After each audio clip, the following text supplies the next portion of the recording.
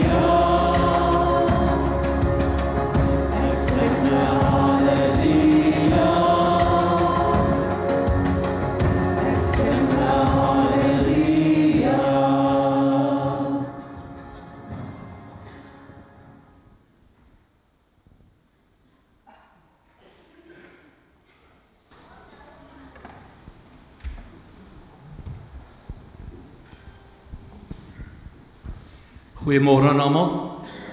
Welkom ook hier in die diens in die huis van die Here. Ek hoop dit sal vir elkeen van julle vandag 'n geseënde dag wees. Vanoggend is die laaste oggend wat Dominee Jaco hierso sal staan. Ons kan nie sê as 'n jong man nie, nee. Dis verby. Dis verby. Jy's hier nie meer. Dis reg. Maar ek, dis gemeente, dis vanmôre vir my werklik ware aangename voorreg om namens die gemeente van Eendrag en ons kerkraad vir Dominee Jaco, vir Lindy daar agter, baie geluk te sê met die groot dag van eerskomende Saterdag. Mag dit vir albei van julle 'n spesiale dag wees. Mag dit 'n mooi dag wees. Mag julle alles beleef daar wat julle in julle gedagtes het.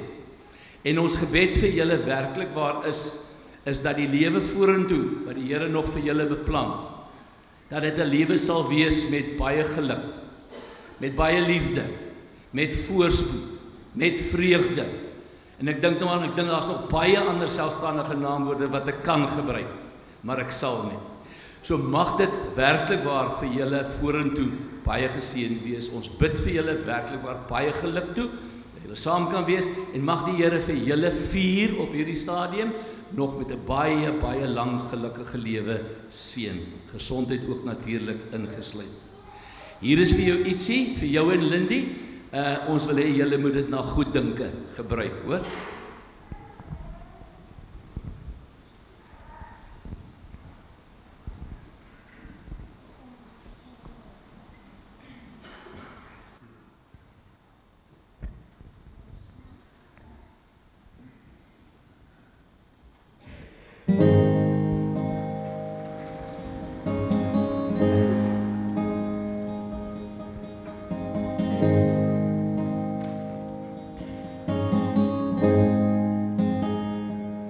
Here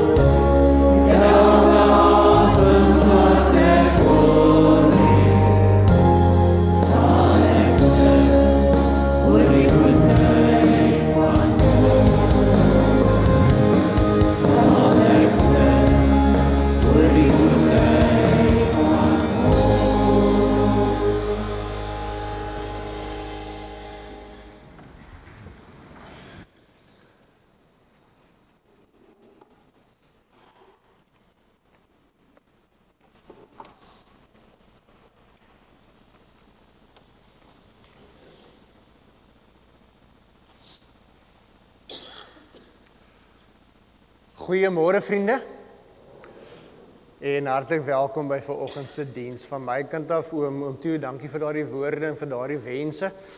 In besonder vir die oorweging om nog na my as 'n jong man te verwys. Maar ons het laas keer gehoor die liefde moet opreg wees. Ons kan nou nie vir die gemeente so jok nie. Net die hare en die baard gee dit in elk geval weg. Maar dankie vir daardie mooi wense en ons neem dit ter harte. En dankie weer eens vir julle ondersteuning en liefde en gebede saam met ons dan ook. Liewe gemeente, vriende, vandag is 'n baie spesiale diens waar ons ook ons matrieks aan die Here gaan opdra. Ek sien hulle sit, jy hoef nie te wonder wie hulle is. Ek kyk net vir hulle wat baie angstig lyk en moeg is. Van al die leerwerk wat hulle doen van weer die eksamen wat voorlê dan ook. Ek het duidelik met 'n skok besef toe ons 'n bietjie praat oor die tyd en ek het gedink na die skoolvakansie het julle 'n bietjie langer tyd vir die eksamen, maar toe klink dit vir my julle het eintlik nie baie tyd nie. So daarom wil ons vandag hierdie diens spesiaal gebruik om ook vir julle bietjie later in die diens aan die Here op te dra op 'n spesiale manier dan ook. Vriende, die afkondigings is in die familienuus. Lees dit asseblief, daar's 'n paar stukkies belangrike inligting. Vandag natuurlik is dan ook die laaste geleentheid vir hierdie kwartaal by ons kategeses, die kinderkerk en die kategeses sluit vandag af vir 'n rukkie, waarna ons kinders, maar veral ook ons kategete en ons kinderkerkspan 'n welverdiende ruskansie gaan hê vir so 'n klein rukkie.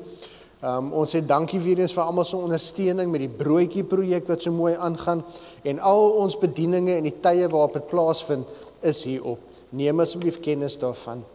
Wat baie belangrik wat ek vanoggend wil uitlig is ons beweeg nou in die tyd van die jaar in waar ons fokus skuif na ons 10de maand dankoffers toe. Ons het al reeds vir julle die skrywe gestuur waar die inligting daar rondom is. Dis 'n groot en 'n belangrike tyd in ons gemeente se jaar dan ook waar ons die Here vertrou ook om op hierdie wyse die gemeente in staat te stel om die werk te doen wat die Here deur ons as 'n gemeente wil doen. Ons het in daardie inligtingstuk vir julle al die inligting gegee. Daar sou ook soos met tyd verloop op ons gemeente se WhatsApp groep gekommunikeer word, maar ek al reeds vir julle vra dat ons hierdie asseblief as 'n gebedssaak dan ook met die Here sal benader ook. So doen dit in biddende afhanklikheid. Vra vir die Here om deur sy Heilige Gees jou hartsgesindheid so in te stel dat ons ook met die gee van ons 10de maand dankoffers die Here met blymoedigheid dien. Ons is bewus daarvan dat dit moeilike omstandighede is waarin al hoe meer mense swaar trek. Maar juist daar moet ons as 'n gemeente saamspan om te sorg dat ook in terme van ons 10de maand dankoffers ons doelwitte bereik sodat ons kan voortgaan, sodat ons vandag later in die preek gaan hoor ook om lidmate en mense in ons gemeente en in ons gemeenskap te kan ondersteun sodat die Here van die kerk van Jesus Christus dan ook vra. So dankie dat ons julle kan vertrou en vra dat ons ook gehoorsaam sal wees met die gee van ons 10de maand dankoffers. Die groot offerinsameling sal plaasvind op die 2de November, so neem asseblief kennis daarvan. En dan het 'n vriendelike versoek vanuit ons kerkkantoor ook. Julle sien op die familienuus, dan sê ons baie keer die lidmaat database is iets wat maar voorlopend op datum gehou word. En ons wil regtig vir julle vra dat julle ons sal help daarmee ook. So as julle byvoorbeeld al lank lidmate van die gemeente is, maar jy het intussen verhuis, jou adres het verander, of jou telefoonnommer het verander, of jou e-posadres het verander, laat weet asseblief vir die kerkkantoor, sodat ons daardie op datum kan bring. Daar's baie gesigte ook hier, wat ons weet van ander dele af by ons as gemeente aangesluit het, of jy nou van 'n ander gemeente af oorgeskuif het, en of jy nuwe intrekkers is, baie welkom hier by ons, maar ons wil graag ook julle inligting hê. Onthou, dat as ek deel word van 'n gemeente, dan wil ons graag weet van julle, en julle deel maak ook op ons database, sodat ons met julle kan kontak maak, en julle op datum kan bring met al die goedjies wat gebeur. So as jy nuut is by ons, en jy het nog in die kantoor gekontak, en gevra vir 'n lidmaatskapvorm nie, asseblief maak so, dat ons weet van julle, en julle ook op so amptelike manier deel kan maak van die gemeente. Die res van die goedjies is daar, lees dit, neem kennis, veral ook vir die persone wat voorbidding nodig het en in die hospitale is, en kom ons wees getrou ook in ons gebede aan hierdie persone. Kom ons word so 'n paar oomblikke stil in die teenwoordigheid van die Here. En ons stel ons harte en ons gedagtes in op hierdie ontmoeting wat die Here vandag met elke een van ons wil hê.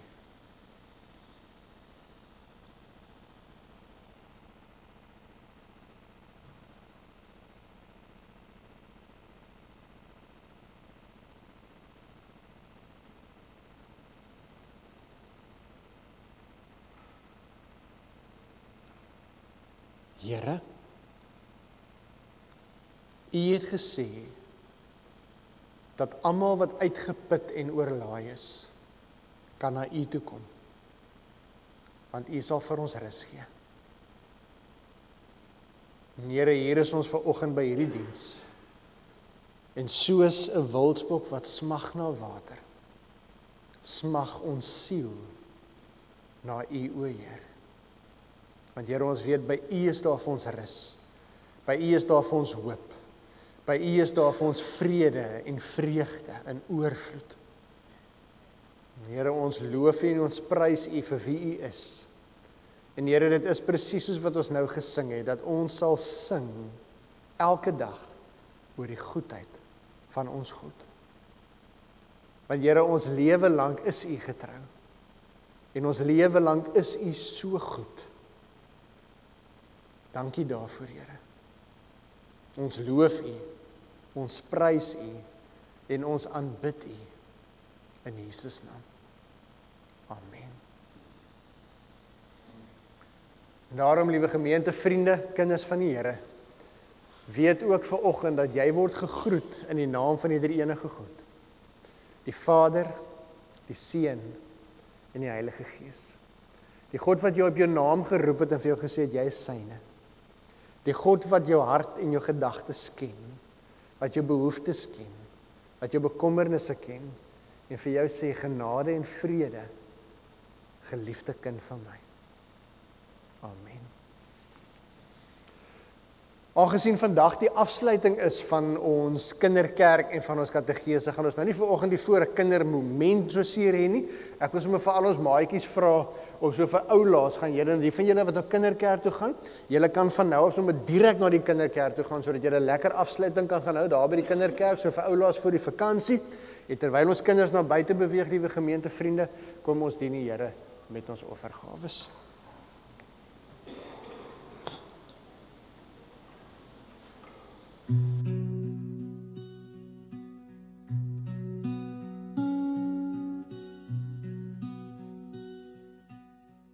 Die Here sorg vir my. Ek het alles wat ek nodig het. Hy gee my rus op plekke waar dit stil is. Hy vat my na water waar ek kan asemhaal. Hy maak my hart weer lig. Hy wys vir my die regte pad. Al loop ek deur donker plekke, ek is nie bang nie. U is by my, U beskerm my, U maak my rustig.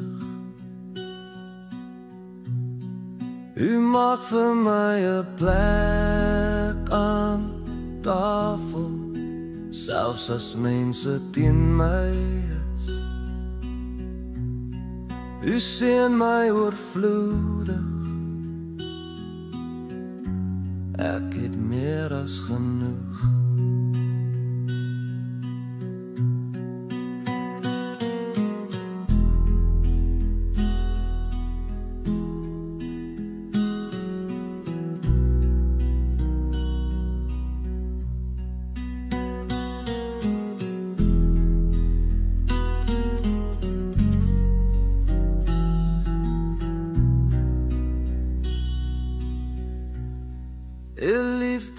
Goedheid is altyd by my. My hele lewe lank, ek sal altyd by U wees.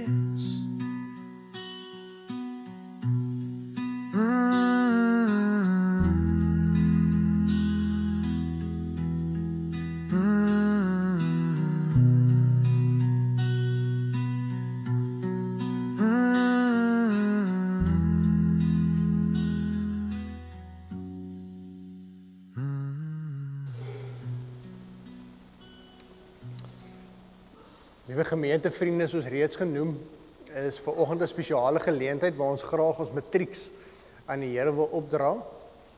En ek wil graag hierdie oomblik gebruik om dan ook die name te lees van ons matrieks wat ons hier het. Ek wil ook dankie sê vir oom Johan Barnard en vir Darryl hulle almal wat die reëlings getref het met al die geskenkies wat hier is. Ook byvoorbeeld dankie vir elke gebedsouer wat bereid is om hierdie eksamentyd 'n pad van gebed te stap saam met hierdie mense. En ek wil graag die geleentheid gebruik om die volgende name dan ook te lees. Ek gaan vra dat as ek julle name lees, ag so julle is nou nie meer skaam nie, julle moes nou belydenis van geloof ook afgelees. So as ek julle name lees, kom staan sommer hierso by my asseblief, dat ons nou vir julle op 'n spesiale manier aan die Here dan ook kan opdra. In die eerste plek, Mieke Ackerman,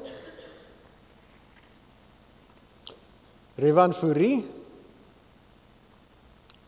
Evan Gerber, Josh Hermans, Tian Herselman, Mark Loubar, Junay Lucas, Chantay Mulder, Mia Nel, Brigitte Turner, Siska van Eck, Wian van Rooyen en Reinhard Viljoen.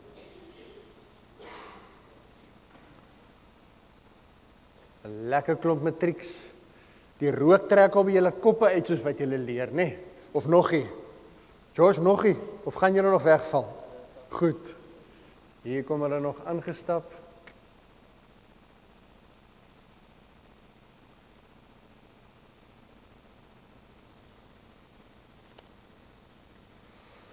Nou ja, is daar nog iemand wat kom? Nee, dis die lot van julle. Môre julle. Laas keer wat ons julle hierso gesien het, was met die blynisaflegging. Maar sodat julle ook weet dat julle deel bly van hierdie gemeente, dat julle vir hierdie gemeente kosbaar en belangrik is, weet ons dat hierdie eksamen wat vir julle voorlê is 'n belangrike eksamen. En ek is seker vir baie van julle is dit 'n stresvolle, as dit nie vir almal van julle is, jy nie 'n bietjie stres het nie, dan gaan ons juis bid vir jou vandag dat jy bietjie begin stres, want die eksamen is 'n groot en 'n belangrike ding. Maar daarmee saam wil ons ook vir julle bid dat julle nie te veel sal stres nie. Want die Here beloof vir ons keer op keer in sy woord dat as ons op hom vertrou, dan sal hy vir ons sorg. Nou onthou, vertrou in hierdie opsig beteken nie ek kan nou maar terug lê en net voor die eksamen begin en bid ek, Here gee my die antwoorde vir my wiskunde vraestel uit die hemel uit nie. Dis nie presies hoe dit werk nie. Dit beteken ek doen my beste. Ek sit die ure in. Ek leer so hard soos wat ek kan. As ek iets nie verstaan nie, vra ek hulp sodat iemand my kan help en ek berei myself so goed voor as wat ek kan en dan vertrou ek die Here om vir my te help, so wat hy beloof het hy sal. So ons wil graag vir julle bid vandag. Maar julle sal sien, daar agter is daar vir elkeen van julle 'n klein geskenkpakkie met dinge wat ons nou deur die jare beleef het uiters noodsaaklik is in eksamentye. Alraai. En ek het nou ervaar in eksamentye is daar twee dinge wat baie belangrik is: koffie en kos. Goed. Koffie en kos. So daar is 'n deel daarvan, maar ek gaan ook vir julle die name lees vanoggend van die persoon of persone wat julle gebedsouers gaan wees. En hierdie persoon gaan in julle eksamentyd gereeld vir julle kontak en vir julle sê, hoe gaan dit so ver met die eksamen? Waarvoor kan ek bid vir julle? En as hulle lus is, dan gaan hulle ook so nou en dan 'n ekstra bederfie vir julle gee, sodat ons kan sorg dat die koffie en die kosvoorraad nooit ophou nie, en sodat julle energievlakke daar is vir die eksamen wat vir julle voorlê. Ek gaan jou naam lees, en dan gaan ek doodeenvoudig vir jou sê wie die persone is. As ek die gebedsouers se naam lees, julle hoef nou nie op te staan nie. Julle kan sommer net daar waar julle is, julle hande opsteek, sodat hierdie jong mense kan sien, en dan is julle welkom asseblief ook om na die diens, as julle hulle iewers sien, kom stel jouself voor aan hulle, en sê ook vir hulle, hoor, ons is jou gebedsouers, en ons gaan hierdie pad saam met julle stap dan ook. Ek gaan dit so van onderaf boontoe lees. Reinhard, jou gebedsouer is Nico Meyer. Ek weet nie of Nico hier is nie. Ek dink Nico is nie vanoggend hier nie, maar julle ken vir Nico. Wian, joune is om Corrie Schmidt. Siska, joune is oom Johan Leroux. Brigitte, want dan die Wendy van Eck gaan vir jou gebedsouer wees. Dan Mia, dan Sanet Turner gaan jou gebedsouer wees. Weet jy wie van hulle hier is nie? Daarbo, ja. Chantay, dan Becky Lombard, is joune. Junay, dan die Daleen Kloete, is jou gebedsouer. Dan Mark, Jolien Lennert is joune. Dan Tian, Rolien Kloete is jou gebedsouer. Josh, Wimpie en Tanya Du Plessis is joune. Daar is Wimpie daar agter. Dan Evan, jou gebedsouer is Kelly. En dan Rivan, joune is Elise Kleinlands. Ek glo jy ken haar redelik goed, né? Ek hoef nou nie uit te wys wie sy is, net aan Elise. En dan Mieke, joune is ek en Lindy, is jou gebedsouers dan ook. So dis julle gebedsouers, dis die persone wat 'n pad saam met julle gaan stap. Sommer uit die begin uit, as jy dan nog julle nommers het, jy kry hulle nommers en stuur julle eksamenroosters vir hulle. En gebedsouers, as julle daardie eksamenroosters kry, plak dit ergens op waar dit daagliks vir jou sigbaar is. Tree elke dag in gebed vir hierdie matrikulante in. En nie net die gebedsouers nie, maar elkeen van ons as gemeente dan ook. Ons weet hierdie is 'n belangrike eksamen vir hulle. En kom ons dra die Here se seën ook vir hulle op in hierdie eksamentyd wat voorlê. Ek wil vra dat as julle vrymoedigheid daar waar julle sit, julle net julle oë sal sluit, of as jy vrymoedigheid het, steek jou hande saam met my uit na die matrieks toe, en dan bid ons die Here se seën oor hulle vir hulle eksamen. En nadat ons die seën oor hulle gebid het, gaan die sanggroep 'n baie spesiale lied vir julle sing. As die sanggroep klaar 'n lied gesing het, dan kan elkeen van julle vir julle pakkie vat en julle sitplekke weer gaan inneem. Kom ons bid die Here se seën oor hierdie matrikulante. Ons almagtige God en hemelse Vader, Here, aan U behoort al die lof en al die krag en die eer en die majesteit. Here, U is die God wat getrou is. U is die God wat altyd daar is. U is die God wat beloof dat ons nooit alleen is nie, dat U ons nooit sal verlaat nie, en ons nooit in die steek sal laat nie. En vanoggend bid ons hierdie belofte oor elkeen van hierdie matrikulante wat hier voor ons staan. Here, ons weet dat hierdie eksamen wat vir hulle voorlê is 'n baie belangrike eksamen. En Here, hulle stap al so lank pad en hier staan hulle op die voorgrond van 'n nuwe seisoen wat vir hulle aanbreek. Here, waar hulle skoolloopbaan tot 'n einde kom en die groot menswêreld daar buite wag. En Here, hierdie eksamen is so 'n belangrike deel wat soveel deure vir hulle kan oopsluit vorentoe. Here, vanoggend bid ons dat U vir hulle die krag sal gee vir die eksamen wat voor lê. Dat U vir hulle die krag sal gee vir die ure wat voor lê, vir die harde werk wat voor lê. Maar Here, ons bid ook dat U hulle sal seën met dissipline. Dat hulle sal besef dat dit hulle verantwoordelikheid is, Here, om hard te leer en so goed as moontlik voorberei. Here, ons bid dat U nie hulle aandag sal aflei deur 'n klomp ander dinge wat minder belangrik is nie. Here, ons bid dat U hulle gefokus sal hou op die werk wat hulle moet leer. Ons bid dat U hulle sal seën met begrip vir dit wat hulle leer. Dat dit nie net inligting is wat ingaan nie, maar dat hulle dit sal verstaan, Here, en sal onthou.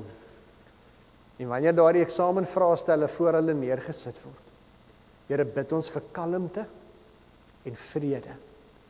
Ons bid vir helderheid van verstand. En ons bid dat U hulle sal laat beleef hoe U vir hulle versterk en vir hulle die antwoorde gee op die vrae voor hulle. Dankie, Here, dat U met hulle is, elke oomblik van elke dag. Ons bid dit in die naam van ons Here Jesus Christus. Amen. Ons luister gou na die sanggroep se lied wat vir hulle gesing word.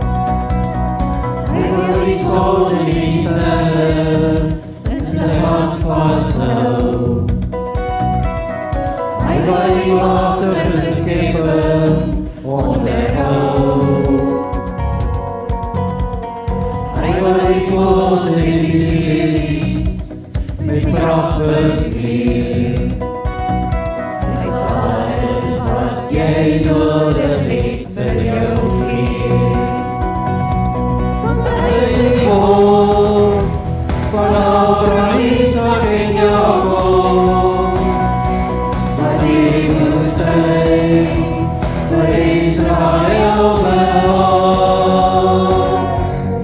Hy is die God van Jericho se Heer, wanneer die hand van Dawid Goliat verslaan. Hy is die God van Abraham, Isaac en Jacob, dat die woestijn jou veilig kan behaag. Hy is jou God, hy laat maar wanneer jou gewis sal hy deze kan verslaan.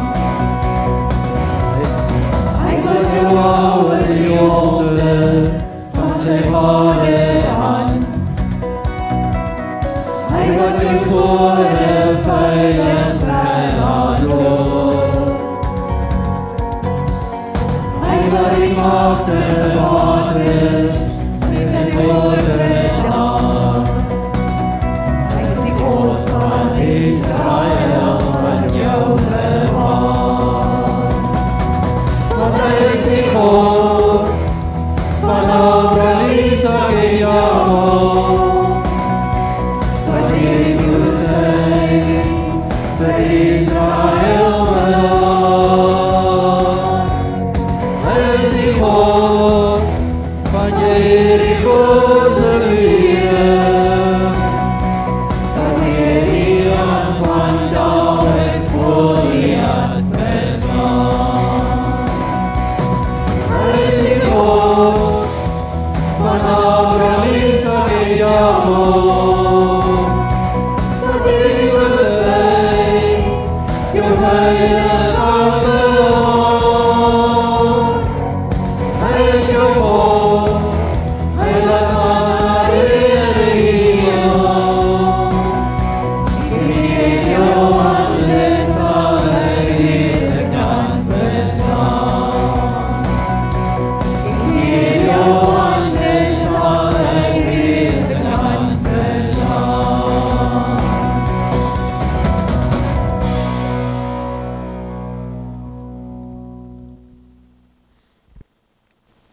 Baie dankie aan ons sanggroep. Julle kan vir julle 'n geskenkie daar agter kry en dan kan julle julle se plekke gaan inneem, hoor.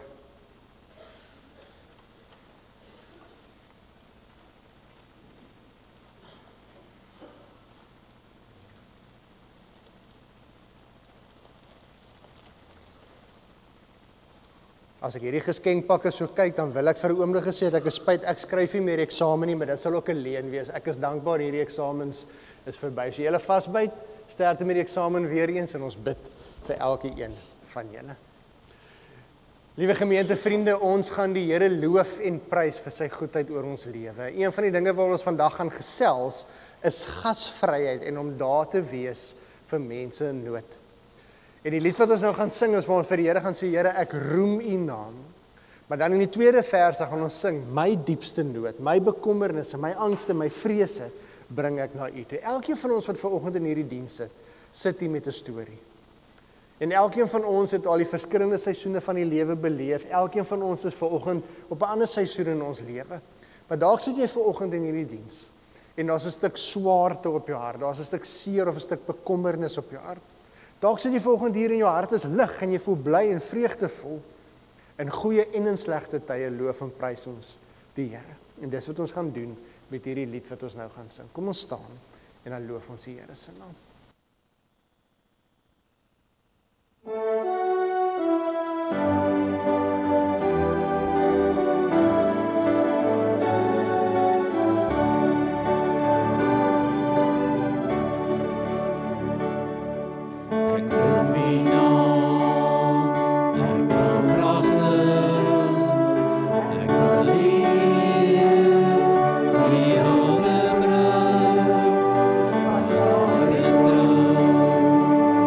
Liefde by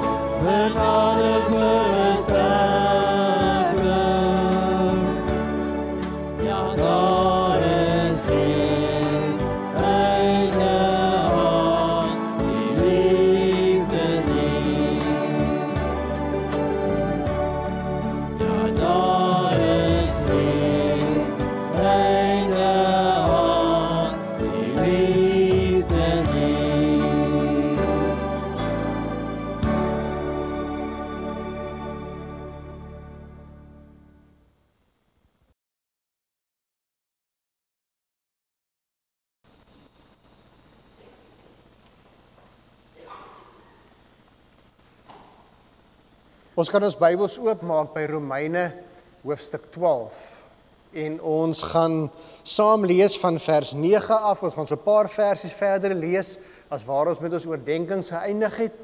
En dan gaan ons gesels oor die volgende riglyn vir 'n Christelike lewe, 'n riglyn vir 'n lewe soos Jesus wat Paulus hier vir ons leer dan ook. Lees dit saam met my, Romeine 12 van vers 9 af. Die liefde moet opreg wees. Verafskuw wat sleg is en hou vas aan wat goed is. Betoon hartlike broederliefde teenoor mekaar. Bewys eerbied teenoor mekaar en wees mekaar daarin tot voorbeeld. Moenie in julle toewyding verslap nie. Bly altyd geesdriftig. Dien die Here. Verbly julle in die hoop. Staan vas in verdrukking. Volhard in gebed. As ons verse tot waar ons gekom het met die week se oordenkings, en dan ons kernverse vir oggend dan ook. Help die medegelowiges in hulle nood en lê julle toe op gasvryheid. Help die medegelowiges in hulle nood en lê julle toe op gasvryheid. Tot sover wat ons vanoggend lees uit die woord van die Here. Nou Here, wanneer ons hier praat oor riglyne vir 'n lewe soos Jesus, waarom die tema riglyne vir 'n lewe soos Jesus? Julle sal sien in hierdie opskrifie in die Bybel, dan staan daar riglyne vir die Christelike lewe. En wat is die Christelike lewe anderste as 'n lewe soos Jesus? Onthou, dis waar die naam Christen vandaan kom. Vir die van ons wat dit dalk nog nie gehoor het nie, ons het nie daai naam uitgedink nie. Die Christene het nie eendag by mekaar gesit in die eerste kerk en gedink, ons soek 'n naam waar volgens ons bekend kan staan in die wêreld. Kom ons noem onsself Christene nie. Die woord Christen is die eerste keer aan kinders van die Here, volgelinge van Jesus gegee, deur nie-gelowiges in Antiochië. En hierdie mense het gesê, hierdie persone leef soos Jesus, volg Jesus, dink soos Jesus, glo in Jesus, het lief soos Jesus. Ons noem hulle Christene, want hulle is navolgers van Christus. Dis waar die naam Christen vandaan kom. Dit was eintlik 'n getuienis van nie-gelowiges oor wie ons as gelowiges is.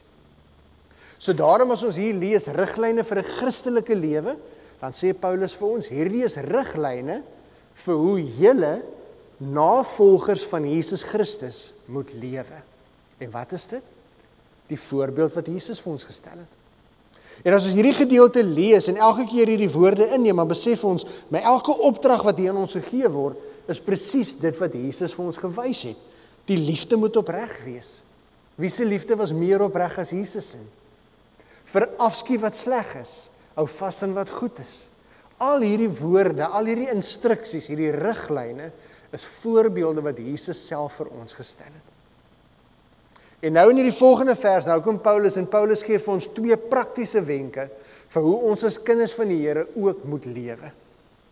In die eerste plek dan sê hy, help die medegelowiges in hulle nood. Help die medegelowiges in hulle nood. En julle sien, ons weet hierdie woorde. Om mense te help in nood was nog al die jare deel van Jesus se kerk en van elke gemeente se bediening, en ons weet dit is 'n belangrike deel van 'n gemeente se bediening, maar wanneer ons hierdie gedeelte lees en ons verstaan waarom hierdie 2 dinge so uiters noodsaaklik was vir die eerste gelowiges in daardie tyd, dan gaan ons raak sien dat hierdie opdrag vandag nog meer as ooit belangrik is vir ons as kinders van die Here. Wanneer ek die Bybel lees, dan moet ons altyd onthou, die Bybel vind ook binne in sekere omstandighede plaas. Hierdie stories wat ons lees, hierdie briewe wat ons lees, word geskryf aan mense wat in sekere omstandighede geleef het. As ons lees die boek Romeine, dan besef ons, dit sê alreeds vir ons, dat Paulus skryf hierdie woorde aan gelowiges wat in en rondom Rome geleef het. Rome was onder bewind van die keiser. En die keiser het homself gesien eintlik maar as God. En was die beginsel dan ook dat Romeinse burgers aanbid die keiser. Die keiser was die God van die mense. Die keiser was die een wat vereer moes word, aanbid moes word, en die keiser se woord en wil was wet gewees. So die Romeinse samelewing het gefunksioneer op 'n sekere manier, waar die keiser bepaal hoe die samelewing funksioneer, maar dan het daar ook 'n onderskeid begine plaasvind, dat almal wat die keiser aanbid, Romeinse burgers, het spesiale regte gehad. As jy 'n Romeinse burgerskap gehad het, het jy spesiale voorregte gehad. Was daar bietjie beter na jou gekyk as ander dele van die samelewing? Was daar bietjie meer voordele vir jou gegee? Het jy bietjie minder belasting betaal? As daar werksgeleenthede was, dan was die eerste opsie joune gewees, want Romeinse burgers sorg vir mekaar. Die mense wat die minste aansien gehad het in die oë van die samelewing, die mense wat die meeste te nagekom is, die mense wat die grootste belasting gehef is, die mense wat die swaarste gestraf is vir dinge wat hulle nie eens gedoen het nie, was kinders van die Here. Volgelinge van Jesus. Hoekom? Want hulle het nie keiser aanbid nie. En was die Christene deur die keiser gesien as 'n groot bedreiging, want die keiser het Christene gesien as 'n groep mense wat moontlik moeilikheid kan maak in die ryk. Want nie net aanbid hulle nie die keiser nie, hulle aanbid Jesus as die seun van God en self ook God. Hulle volg hulle eie reëls en standaarde, hulle volg ander lewensbeginsels, en was daar in Rome 'n opregte vrees dat hierdie kinders van die Here groot moeilikheid sou maak. Dat hulle skadelik, dat hulle die orde van die Romeinse ryk sou verwoes. Dat hulle in opstand sou kom, dat hulle moeilikheid sal probeer maak. Dis natuurlik van waar die gesegde Rome brand vandaan kom. Want daar was 'n spesifieke Romeinse keiser, ons ken die naam baie goed, keiser Nero, wat op 'n stadium self dele van Rome aan die brand gesteek het, en 'n gerug laat versprei het, dat dit Christene is wat dit gedoen het. En die uiteinde daarvan was, dat die Christene verskriklik vervolg is, as gevolg van hierdie probleme wat hulle veroorsaak het, hierdie verwoesting wat hulle gesaai het, waarvan hulle eintlik geheel en al onskuldig was. Dit was moeilike omstandighede vir kinders van die Here. Kinders van die Here het swaar gekry in hierdie omstandighede. Hulle het die laagste werk in die samelewing gehad om te doen, as hulle die voorreg gehad het vir werk. Hulle is die minimumlone betaal. En uit die minimumlone wat hulle wel betaal is hulle belasting gehef. As hulle uitrougoedere gehad het, is hulle nog verdere belasting gehef. Dit is moeilike omstandighede. Kinders van die Here het swaar gekry. In baie dele van die Nuwe Testamentiese wêreld wat onder Romeinse beheer was, as jy tot bekering in Jesus gekom het, was jy jou huis kwyt. Was jy uitgeskop deur jou familie? Het jy nie meer woonplek gehad nie? En het jy gereis van een dorpie na 'n ander, op soek na heenkome, op soek na 'n manier om te kan oorleef. Om 'n kind van die Here te wees, het jou geweldig baie gekos. Julle kan dink uit die aard van die saak het kinders van die Here natuurlik ook groot armoede beleef. Het hulle geweldige finansiële onsekerhede beleef. En was die nood onder kinders van die Here groot. Maar waar was daar vir hulle hulp gewees? Nie by die staat nie, want hulle was nie Romeinse burgers nie. Daar was nie vir hulle beskerming in Rome nie, want hulle het nie die keiser aanbid nie. En die boodskap wat ons al hier vir mekaar gehoor het, was dikwels eenvoudig geweest. Wil jy hê die dinge moet verander? Wil jy hê jou lewe moet bietjie beter raak? Wil jy hê dit moet bietjie makliker gaan met jou? Dis eenvoudig. Maak 'n openbare belydenis dat jy verwerp Jesus en jy aanbid die keiser. As jy dit doen, verander ons om jou omstandighede in 'n oomblik. As jy voor die keiser buig en hom aanbid en jou geloof in Jesus verloon, sal jou reisporsie bietjie hoër wees. Sal jou belasting bietjie minder wees. Sal dit dalk vir jou 'n bietjie beter werkie wees. Sal dit so 'n bietjie verligting bring vir jou en jou huisgesin. Daarom is daar soveel kinders van die Here wat op 'n stadium gekom het en die vraag gevra het, is dit regtig die moeite werd, al hierdie, vir die prys wat ons betaal daarvoor? En dis hoekom soveel van die Nuwe Testamentiese briewe aan kinders van die Here geskryf word, waar hierdie kinders aangemoedig word, volhard in die goeie, hou vas aan julle geloof in Jesus, want hy sal voorsien, hy sal uitkoms gee. En binne hierdie moeilike omstandighede, binne hierdie onsekere omstandighede, waar kinders van die Here geweldige nood beleef het, kom Paulus en hy skryf hierdie woorde: help die medegelowiges in hul nood. En julle, in hierdie woorde is daar 'n baie belangrike ding wat ek en jy as kinders van die Here moet besef. Ons word geroep, beslis, en dis 'n preek vir 'n ander dag, reg deur die Nuwe Testament, om die evangelie te bring aan alle nasies. Om die evangelie van Jesus te verkondig, sodat ongereddes ook tot geloof gaan kom en in Jesus sal glo. Om getuies van Jesus, disippels van Jesus, reg oor die wêreld te wees. Dis ook deel van ons roeping. Maar daar is 'n baie spesiale, besondere roeping vir kinders van die Here, om te kyk na mekaar. Om te sien vir medegelowiges. Dis hoekom Paulus sê, help die medegelowiges in hulle nood. Want julle sien, as ons nie beskerming van die staat gaan ontvang nie, waar gaan ons beskerming ontvang? In 'n ander koninkryk. In 'n ander tipe koninkryk, waar 'n ander koning regeer. As ons nie hulp gaan ontvang by 'n politieke mag nie, dan gaan ons hulp ontvang by 'n ander liggaam wat deur Jesus Christus daar gestel is. Die kerk as sy liggaam. En is hier 'n oproep vir medegelowiges, wat Paulus skryf aan hierdie gelowiges in en rondom Rome. En onthou, as hulle sê in en rondom Rome, beteken dit, hier is baie van hierdie persone, wat Romeinse burgers was, maar nou ook tot bekering in Jesus gekom het. En hulle loop gevaar om alles te verloor, maar hulle het nog middele, hulle het nog bietjie meer finansiële vermoë as ander, want hulle het Romeinse voordele gehad. En wat sê Paulus vir hierdie gelowiges?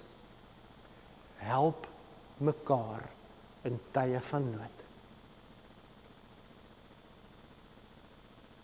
Waarom is hierdie so belangrik?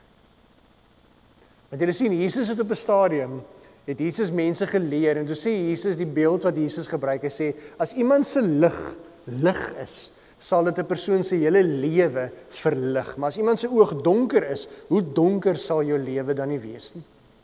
En baie keer lees ons daardie gedeelte, en ons lees dit so half verkeerdelik, deurdat ons sê, dit wat jy toelaat om deur jou oë in te gaan, gaan jou hele lewe bepaal.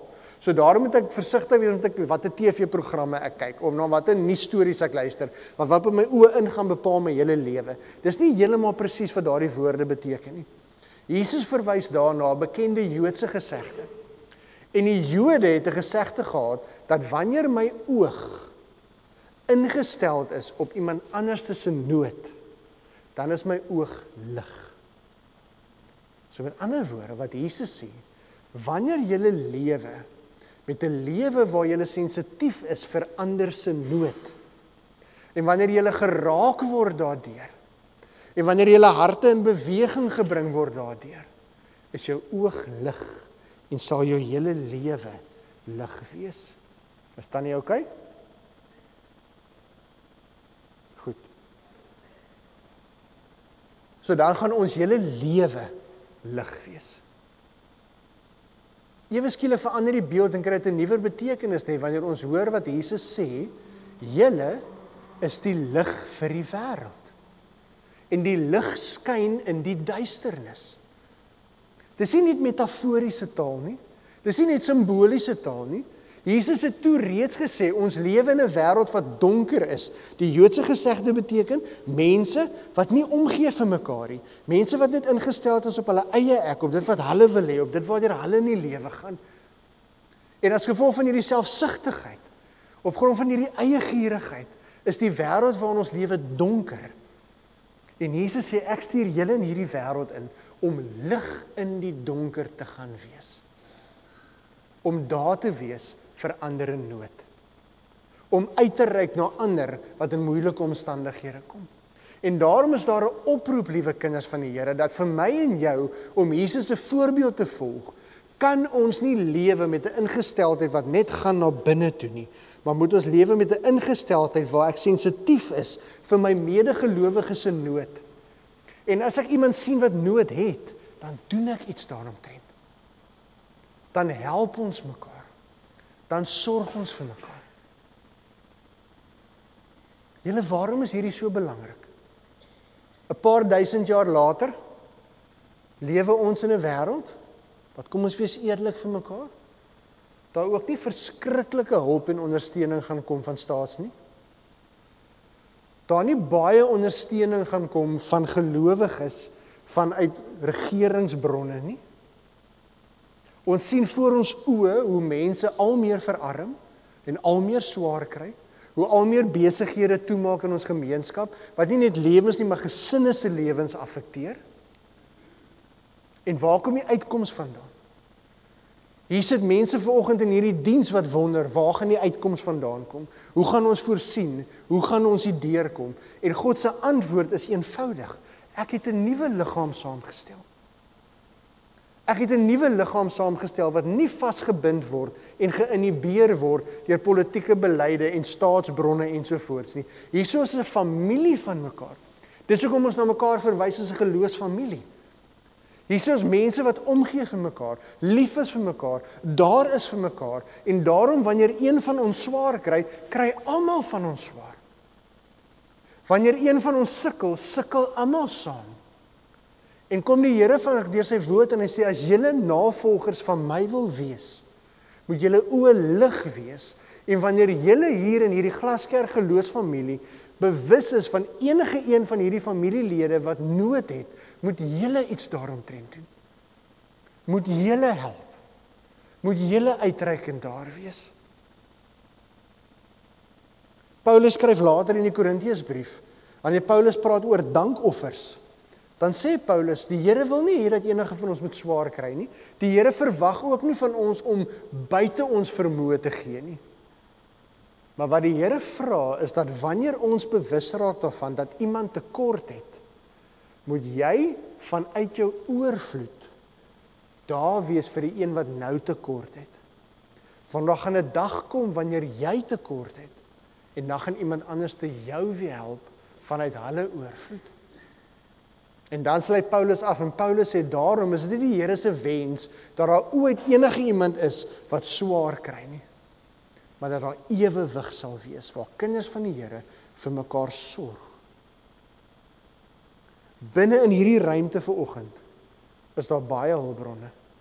Finansiëel ja, maar nie net finansiëel nie. Hier's kennis, hier's vaardighede, hier's tyd. En wat sal gebeur wanneer kinders van die Here in hierdie tye waarin ons vandag lewe besef, die nood raak al hoe meer, die nood raak al hoe groter.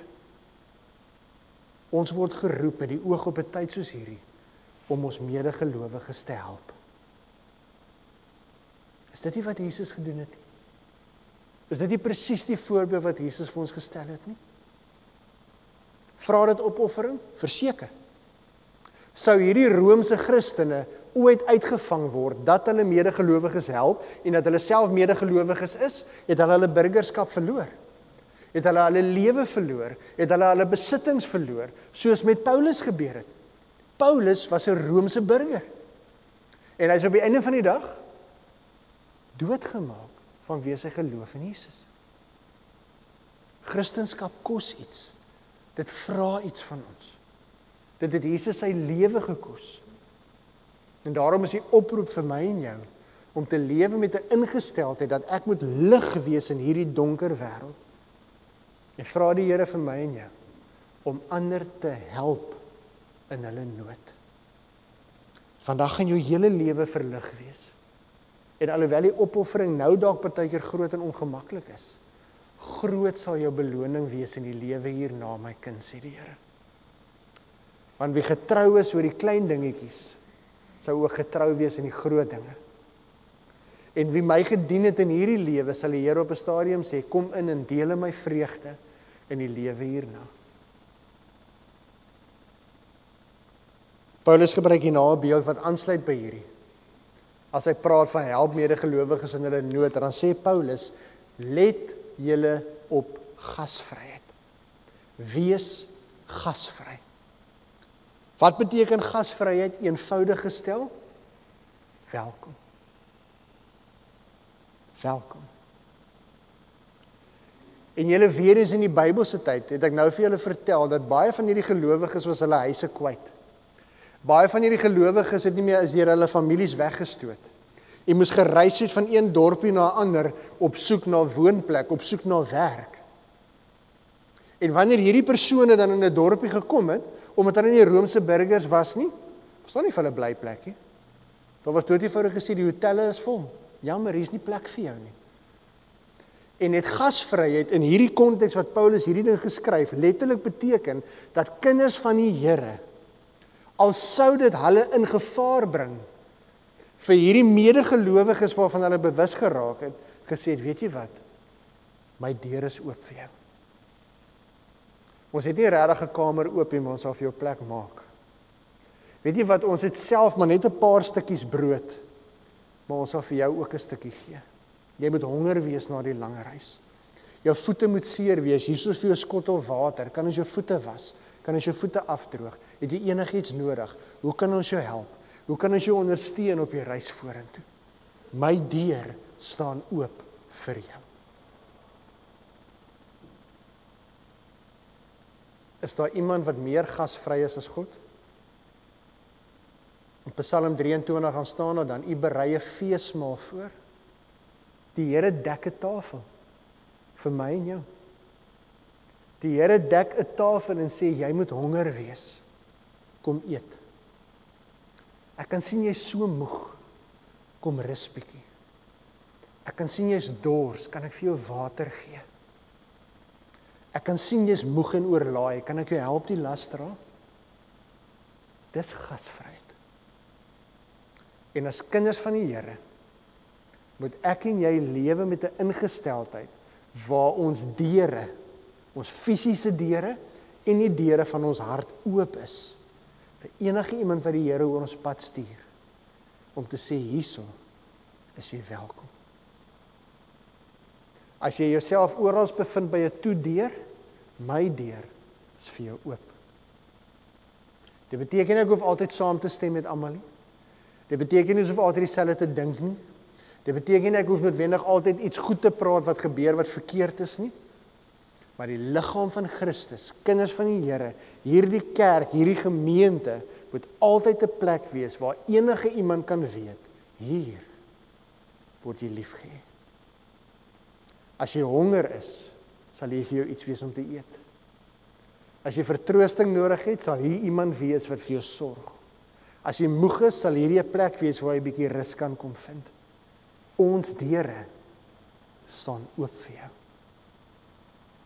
Hierdie gemeente, hierdie geloofsfamilie en die kerk van Jesus Christus reg oor die wêreld moet 'n plek wees waar in die midde van mense se nood daar 'n feesmaal gedek word, waarop hulle gesê word, hier is jy welkom. 2 baie eenvoudige opdragte. En julle, daar's nie een van hierdie dinge wat die Here vandag vir ons vra wat ons nie kan doen nie. En juis wanneer ons die Here vertrou en deur sy Heilige Gees in ons lewe te werk, wat sal gebeur? Hoe sal hierdie gemeenskap van ons, hoe sal hierdie land en wêreld van ons lyk, wanneer kinders van die Here opnuut weer hierdie opdrag nakom? Help julle medegelowiges in hulle nood en wees gasvry. Beteken nie ons moet onverantwoordelik wees nie. Dit beteken nie ons hoef onveilig te wees nie. Dis nie wat die Here hier van ons vra nie, maar die Here vra wel dat ons deur die Heilige Gees se leiding ingestel sal wees wanneer daar geleenthede oor ons pad kom om gasvryheid te wys teenoor iemand wat die Here oor ons pad stuur. Mag ons hierdie woorde leef soos wat Jesus dit self vir ons geleef het. Die grootste voorbeeld van gasvryheid deur Jesus self was toe die Seun van God, die verlosser van die mensdom, op sy knieë gaan staan, 'n doek om sy lyfpunt en disippels se seer vuil voete was. As Jesus dit gedoen het, hoeveel te meer moet ons dit nie ook vir mekaar doen nie. Kom ons bid saam. Here, ons lewe in uitdagende tye. Ons lewe in moeilike tye. En Here, ons sien rondom ons hoe al meer van ons geliefdes swaar trek. Hoe al meer van ons geliefdes hulle werke verloor, geretrench word, besighede toemaak. Here, ons sien hoe al meer kinders in ons skole swaar trek. Here, ons sien hoe al meer huisgesinne sukkel, uit mekaar uitspat. En hoe al meer huwelike in mekaar inbreek. Ja, Here, ons lewe in 'n stikkende wêreld waar soveel mense stikkend, gebroke, seer en moedeloos is. Here, vergewe ons. As dit dalk gebeur, dat ons vandag moes hoor, Here, dat ons oë maar donker is. Here, gee vir ons oë wat lig is. Oë wat ander mense se nood raak sien. Deur ander mense se nood geraak word. En Here, ek bid en vra dat U deur die Heilige Gees so in hierdie geloofsfamilie, maar ook in U kerk reg oor die wêreld sal werk, Here, dat kinders van die Here, so moeilik soos wat dit is, so swaar soos wat dit is, soveel probleme soos wat ons self ook mag hê, nog steeds sal lewe met 'n ingesteldheid, dat ons ander se voete wil was, dat ons ander mense wil dien in hulle nood. Here, my geld is nie my eie nie, my tyd is nie my eie nie, my besittings is nie my eie nie, my kwalifikasies is nie my eie nie, my gawes en my vermoë en my vaardighede is nie my eie nie. Here, gebruik dit, ons gee dit vir U. En ons vra dat U ons tyd en ons geld en ons gawes, ons vaardighede, alles wat ons is en alles wat ons het, Here, sal gebruik soos U wil. En Here, as ek iewers 'n verskil kan maak, Here, as ek iewers iets vir iemand kan beteken, as ek iemand anders se las kan ligter maak, as ek iemand anders kan help in hulle nood, Here, selfs al kos dit my iets, gebruik my. Laat dit so wees, Here. Here, help ons om gasvry te wees, soos wat U vir ons die voorbeeld gestel het, ons Here Jesus Christus. Nou, Here, help ons om Jesus se voorbeeld te volg, elke dag van ons lewe. Ons bid dit in Jesus naam. Amen. Ons gaan 'n lied afsluit deur 'n lied te sing, baie bekende lied, waar ons juis ook gaan sing en gaan hoor van dit wat God vir ons kom doen het, hoe groot en almagtig God is, maar dan ook 'n vers wat vir ons sê dat God ons deel maak van die werk wat hy doen. Hy maak ons deel van sy storie om te leef soos wat hy vir ons geleer het. Kom ons sing hierdie lied as 'n slotlied tot eer van die Here.